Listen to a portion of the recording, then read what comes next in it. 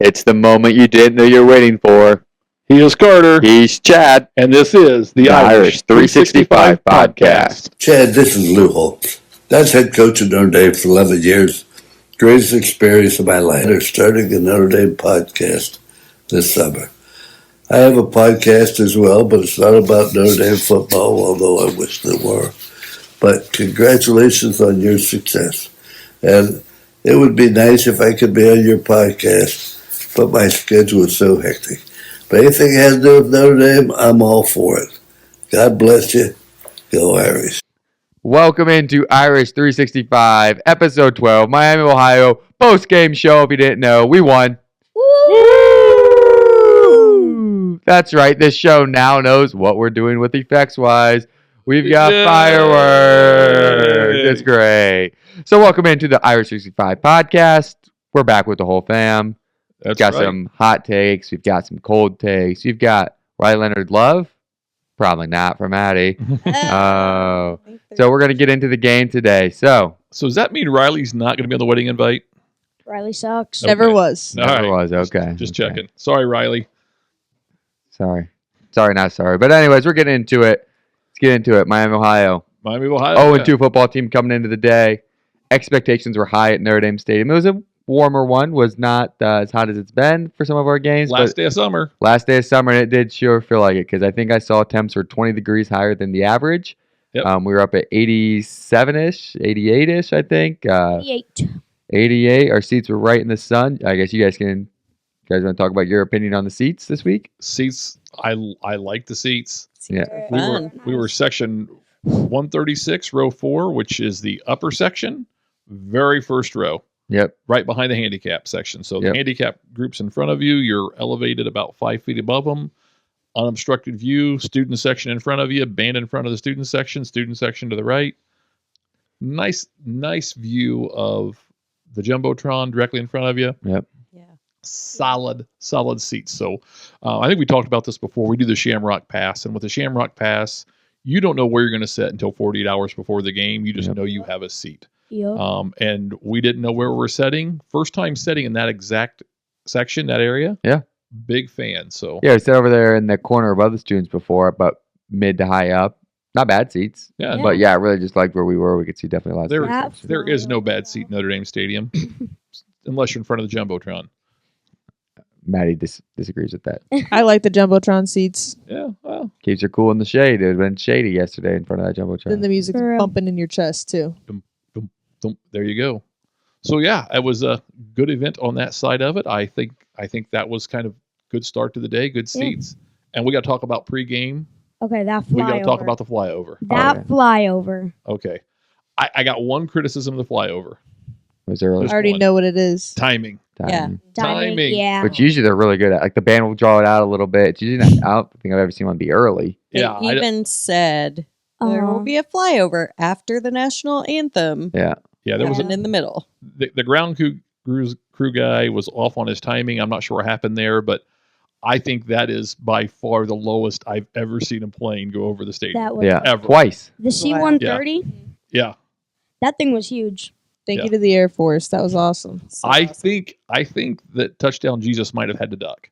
I'm not sure, but he might have had to duck. It was not much above him, yeah. They definitely rose up after going over the stadium. I know it wasn't as close as it felt, but it felt like that thing was press box high. Right I mean, and when it came back and went over us the second time, it was just like, holy. And then he hooked to the side. Yeah. Awesome. I think there was a game, I don't know how far back I'm going, but there was the Blue Angels. No, I think it was one of those groups, though. I don't know if it was the Blue Angels or if it was the Air Force F-16s. I can't think of their name now. Thunderbirds. Yeah. The Thunderbirds. I think the Thunderbirds was like, they were really low. Yeah. But I think the C-135 was lower. Yeah, and they had the tailgate dropped, and there were some guys sitting on the back. That would have been one cool place to be sitting during that event. Yeah. Especially the second time when they came back over the other direction and they like dipped and they went up, and it was like, oh yeah, very cool. Definitely. So kudos to the flyover. It was the first flyover for the season, and I think it was well done. They did a flyover. The first game was just a helicopter, right? Yeah. Yeah. A&M had a flyover. Yeah. No. Right? You guys weren't in. You weren't in. We were late getting in because of other activities for NIU. So yeah, there was a flyover for NIU. It was just Apache. Yeah. Yeah. So anyway, I think that was pretty cool. So then we get into the game, and Yeah. So just get into the game. First drive we don't score. Disappointed on that. what? Wait a minute, I have to hit one thing Oh, though. shoot. Cayden, we hit concession stands. Let's cover it. We saw plenty of ketchup out this week, so Yeah. I think Irish Game Day Ops must be listening to the podcast. They got that corrected. Yeah. But Cayden had something new from the concession stand this week. Upper section behind in the north end zone, Yeah. they had pulled pork and they had mac and cheese. And what'd you have, Cayden? So I had the mac and cheese, and it was really good mac and cheese. So for restaurant style, There we go. Thumbs up. for restaurants, that's good mac and cheese. But for a stadium, I'm impressed. I'd give that like 9. Give that a 9 or an 8. Yeah. Definitely try it. Wow. And I did see a couple of Dipping Dot stands. Now, we didn't get Yeah. any Dippin' Dots, but it is the ice cream of the future, so we should have. True. We should have got True. some. Ice cream of the future for the podcast of the future. That's right. Dippin' But- Dots sponsor us. But they don't have the ice cream of the future sign anymore, so maybe it's Maybe we're ice- there. Maybe We're there. now We is are the in future. made it. future. Nice. Finally made it to the future. Congrats, everybody. That's right. Flying cars.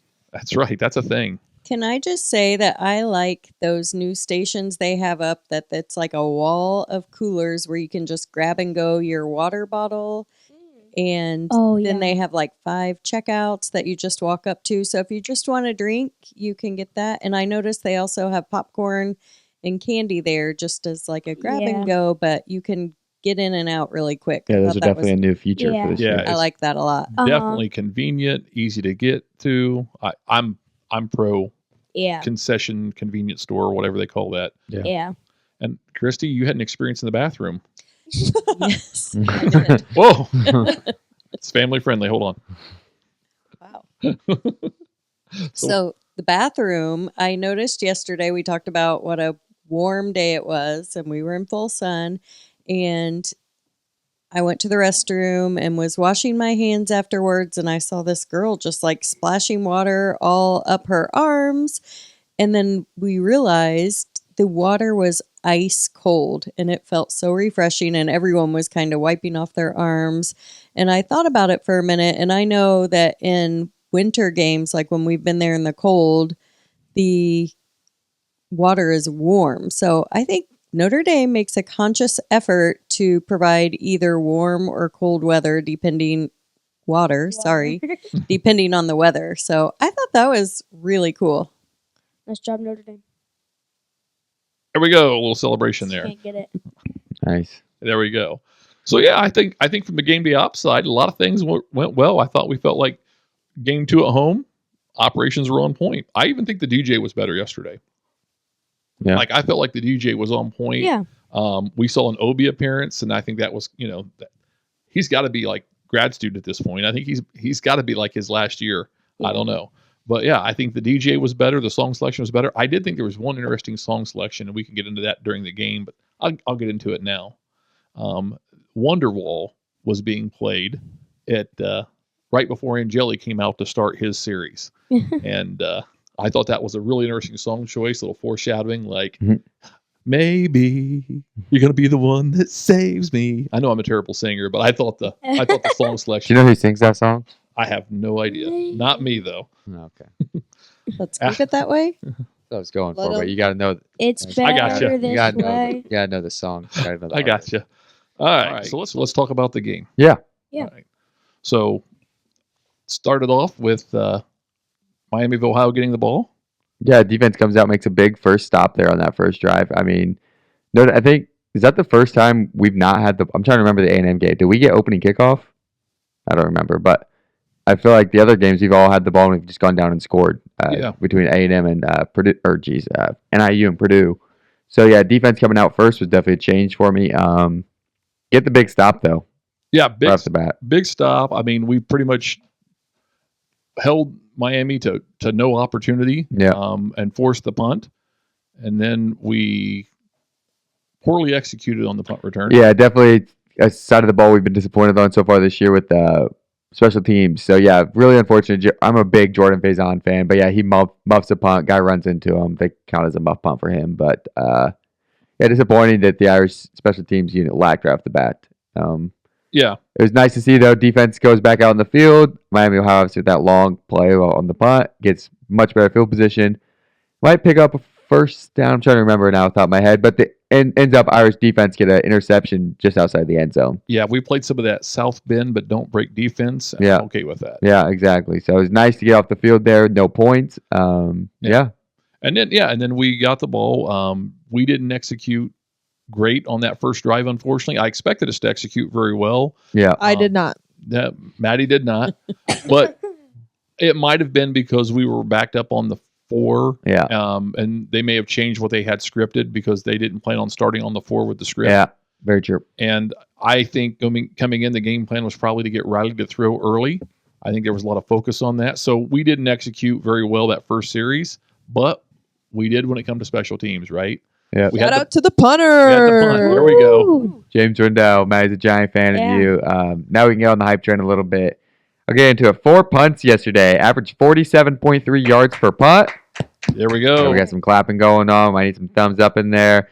54-yard long yesterday, so got a lot better from him yesterday. It was nice not to see him Yeah. hitting 35 to 40 yarders, but in that high 47 or high 40s range in that 47.3 average. Looked a lot better yesterday. Yeah, and I think Yeah. that first punt was the exact punt he needed. The first punt they need to let him have. It was kind of that, hey, we're standing here on the 7-8 yard line. You're two yards off the back of the Yeah, goal line or the end zone.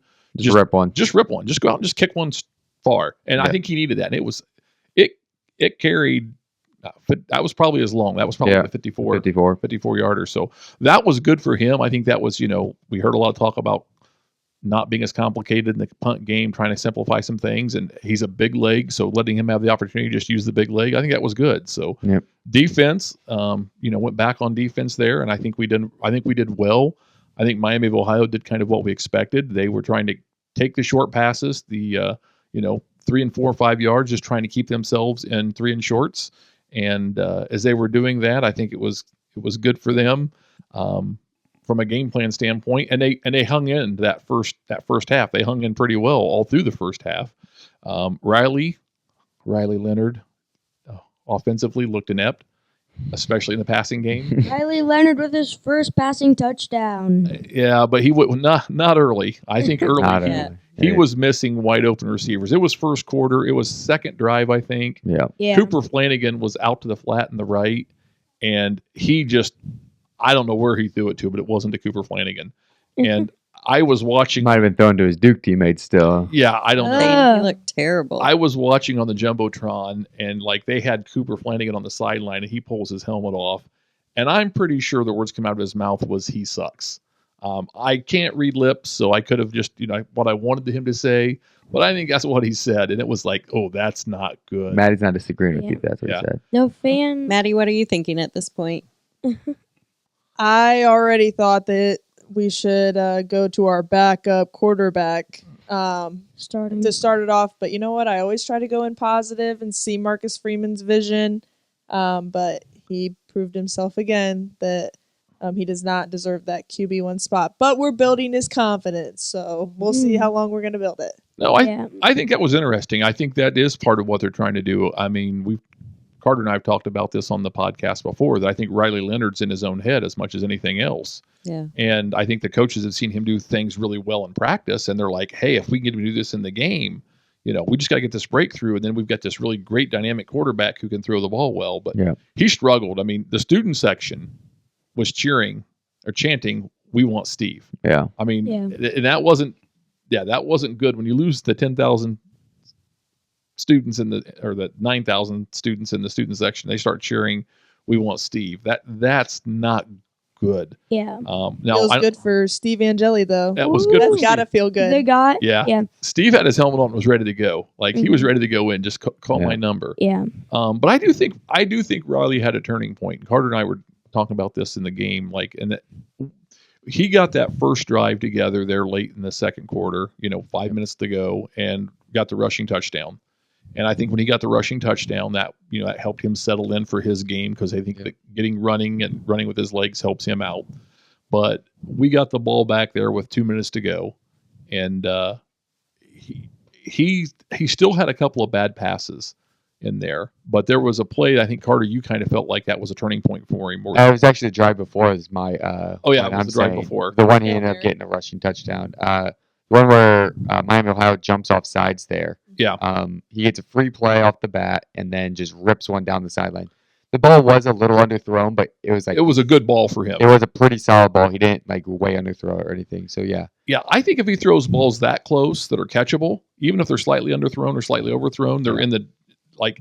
It's a lot harder to criticize him than those balls he threw earlier. Right. Like, I mean, we are still trying to throw a ball to a guy that's running a 4 or 5, 40 yards down the field. Like it's not necessarily an easy throw, but yeah, but like the Cooper Flanagan throw was 20 yards Yeah. off target. Like, Yeah. But that throw, again, it was a little underthrown, but it was a catchable ball. If it wasn't underthrown, it was a touchdown. But fortunately for us, it was pass interference. yep. We kept the drive alive. So yeah, that was the nice benefit though. He had a free play down the side, so he just ripped it, and then it ended up getting. So he knew he had a free 5 yards even through a pick. So, Yeah. but then he had the pass interference 15 yards right there. Yeah. But his confidence definitely went up on that drive. Oh, 100%. Like it definitely went up. And I mean, that quieted the crowd down. There was no more chance for Angeli coming in at that point. Yeah. And I think the next drive after that, where he threw the touchdown, there was a couple of balls there where he threw them and they just weren't crisp, but he threw an absolute beautiful, perfect pass for the touchdown. I mean, Bo Yeah. Collins on the fly, right in the hands. Yeah, we watched it back today. You couldn't throw that ball any better. Yeah, like Dropped it right to him. I Like don't expect that perfection of a throw every time, but that was a beautiful throw by Riley Leonard. I mean, props to him on that one, right, Maddie? Mm. Yeah, But I that will give one. Yeah. Give him that one.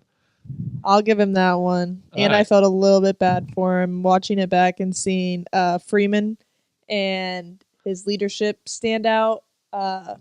He was like telling Riley on the sideline that like he had this and was like trying to build him up on the sideline. So I give that to coach. Yeah. And Yeah. that's got to be hard. Yeah. Yeah, so I mean that was good. Well, we saw a little bit on that after the second touchdown. We saw a little bit Coach Freeman's fiery side, which we haven't seen much of. Adon Schuler, I don't know what he did. looked like he just threw the ball back to the Miami Ohio bench. Had to said there had something. to be some like something. here, enjoy this. Yeah, I mean I don't know what a he great day. said, Yeah. but Have a great You guys are playing a real great game. Y'all had us there for a few minutes. yeah, I mean it's over. But whatever he said, unfortunately, got an unsportsmanlike conduct, and I would have loved to see what Dan Brock had coming out of that, though. yes, I 'Cause- mean, you had 2 timeouts. Was it just over a minute? Like it was right around a minute, and that would have been real interesting. and Riley Leonard's confidence was on the rise. just dropped that dime. So yeah, I'd have been really interested. I think that would have been huge for us to get the ball right there. For Yeah, so many reasons. Yeah. We would have had the 2-for-1 opportunity, score going into the half. Really a 3-for-1, scoring 3 touchdowns under Yeah. 5 minutes. But I know Freeman talks about that 2-for-1. He loves to be able to try and score when you get the ball to start the second half. So they would have tried. They wouldn't have just tried to run the clock out. They would have tried to get. I mean, the they end might have zone. just handed it to one of our running backs. They'd have gone for 65 or 70. But they would have tried to get the ball in the end Yeah. zone there. So yeah, unfortunately, that was kind of a big momentum, and I think that's probably why we saw the fire come out of Marcus. And yeah, Don't hate it. I don't think Adon Schuler. I didn't think he was going to get to play the second half, but he did. yeah, I thought this kid may not get to play the second Yeah. half. But yeah, I think we came out in the second half, and Riley nowhere near perfect, but much better Yeah. in the second half. Obviously, I think the momentum gets crushed right there. First drive out, second half. Obviously, we get the ball, and Riley Leonard comes out, and he's got I don't remember how long the run was, but it was a good chunk run, and then they And the fumbled. fumble. Yeah. Yeah. And he was Yeah. down inside the Yeah. 15, inside the 20 for sure. Yeah, Yeah. And that wasn't on him, though. I mean, that defender made It a happens. play, It strike the happens. ball down. It was like, Um, yeah, you got to have a little bit better ball security, but not terrible. But yeah, he was about to get a lot more comfortable. So now it'll be interesting to see for Riley's standpoint, because he had a lot of positives in the Notre Dame uniform that he can build on, and things he can look back on film and say, hey, I feel good about this. I feel good about what I've accomplished.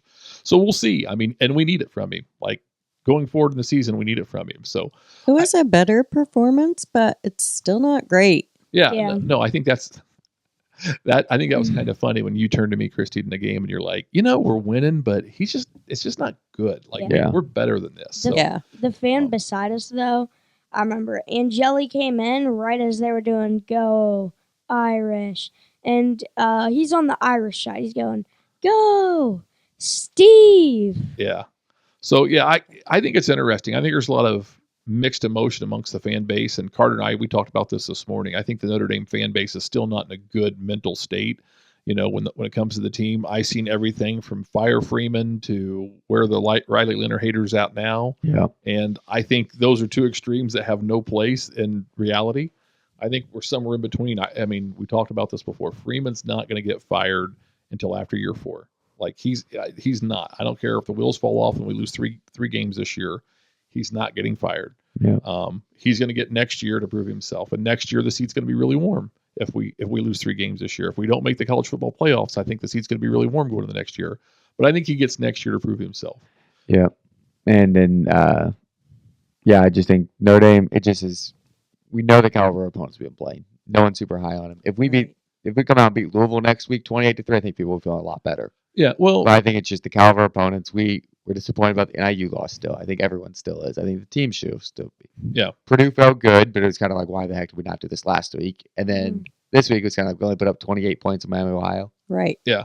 Yeah. I mean, and it was major turnovers or major penalties, stupid little things that could have cost us. Yeah. Like we said, we could have got the ball right back for the half. Yep. But feeling good. Riley Leonard finally had some confidence. It felt like at 7 points, 3 points, 3-7. 3-7. And then had he not fumbled, and then he not fumbled right there. There's another 3-7. Yeah, so it's like there's 6 to 14 points probably that were taken off the board yesterday. So how much better are you feeling if that game's 35-42-3 versus if it was 42-3, I'm feeling really good about it. Exactly. Yeah. And you got to feel good about the defense, right? I mean, our Right. defense has been locked down, Yeah. and I think they stepped it up after NIU.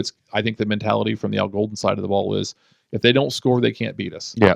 And that I think No matter how bad that offense is. no matter how bad the offense is, it feels like the 2012 team. If you can't score, you can't beat us. Yeah. So I think there were some positives there to be taken away. I think you got to build on the positives and say, okay, we got to do things better. I think Coach Freeman talked about that in the post-game press conference. Celebrate the next 24 hours, enjoy the victory, then get back to it. And it doesn't matter whether you win or you lose. You work on improving those things you didn't do well on. So Riley Leonard yesterday, 16 for 25, 154, and then that 1 touchdown in the air, and then 2 on the ground. But noticing before that touchdown pass, I think he had 24 passing yards. Yeah. So he went for 125 basically. Second half. Yeah. Well, that was a 38-yard. Yeah, after the 5 from the first quarter, from the start of the game to the 5-minute mark in the second quarter, he had 25-ish minutes of game time. Yeah, 25 passing yards. Yeah. Oh, he was definitely struggling coming into the game. Yep. And like I said, I think that either that drive that you talked about or the touchdown drive, one of those two, he was a better thrower, more confident player after that. And hopefully that translates, right? So now he had some success. So let's see how that goes. Again, we talked about this. So we're one game at a time at this point, and that's just another data point. And I still don't think we know who we are offensively. I think that's still to be figured out, but it'll be interesting. Yeah, all right. You want to move to the defense side of the ball then? Kind of got into them a little bit. Yeah, let's talk defense. All right. Obviously, I think the big performer yesterday, Boubacar Traore. Oh, yes. Was flying around yesterday. Yeah. You know how I knew he was going to be good? How's that? His name's hard to say. Yeah, probably. Fits our podcast really well. I think I nailed it, though. What do you guys think? I think you did. Well done, Carter. Yeah. I mean, unless he's Something, correcting me, which if he wants to, please do. Reach Yeah. out, correct me. Yeah. I'll happily try to get better at it. But, yeah, he fills in for Jordan Botello yesterday, who's out for the season, I believe. Yes. Botello is officially out for the season. Freshman comes in, Poor guy. Boubacar Traore comes in and just 5 tackles, 4 solos, and then 2 sacks yesterday. Yeah. So, I mean, just a big performance from a freshman. Yeah, and I think that was kind of the interesting thing is we're starting to see some of the younger guys getting playing time. Yeah. And the level of talent from our young guys is so much better than it has been. Yeah. And I was excited. Calvin Hobbs dropped a potential interception. And I think that's a name people need to get to know. I think he's got a great personality. I've heard him do some interviews. I think he's got a great personality. I think he's going to be that next great corner that we've got this defensive back thing going on.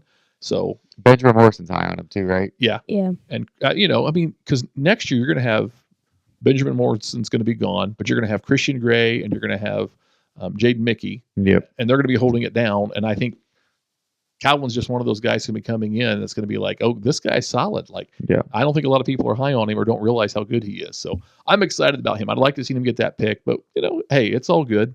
there's plenty of opportunities coming. So, Yep. So yeah, I thought it was a solid performance. Again, not a great performance, but a solid performance. I thought there was a lot of good takeaways from the program, things to build on. I think there's things to keep Riley focused and engaged, and hopefully the coaching staff can build on that. The young guys, I think they got a lot of playing time. And Jelly showed he's game ready, and I'm glad to know he's there and he's focused, he's game ready. So that'll be good for us. I think that's going to pay dividends here in the near future. Yep. So.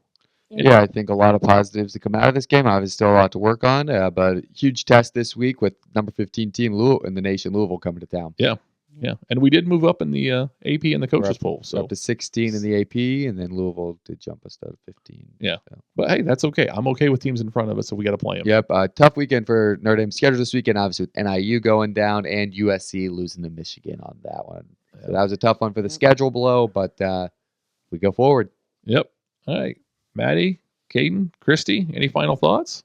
Next time you're at Notre Dame Stadium, make sure to get that mac and cheese. There you go. Shout out mac and cheese, guys. Shout out. I'm just ready to win a game and win big. So hopefully we bring it next week. Yeah, and I don't want to get ahead of ourselves for Louisville, but it's a big game. I think the team will be up for it. They were up for the A&M challenge, and so I think they'll be up for it. Yeah, to win like by 2-3 touchdowns against Louisville, that would feel really good. Yeah. That could knock off NIU off the board. All right. Well, thank you for tuning in to Irish 365, episode 12. We'll see you later this week for a little Louisville preview. Yeah, join in Wednesday for your favorite Irish sports podcast. We hope you enjoyed this episode of the Irish 365 podcast. You can find us wherever you get your podcast. We are on YouTube, X, Instagram, and Facebook. Just search for Irish 365 Pod. And you can always reach us at our email, irish365pod@gmail.com. Good night. And God bless.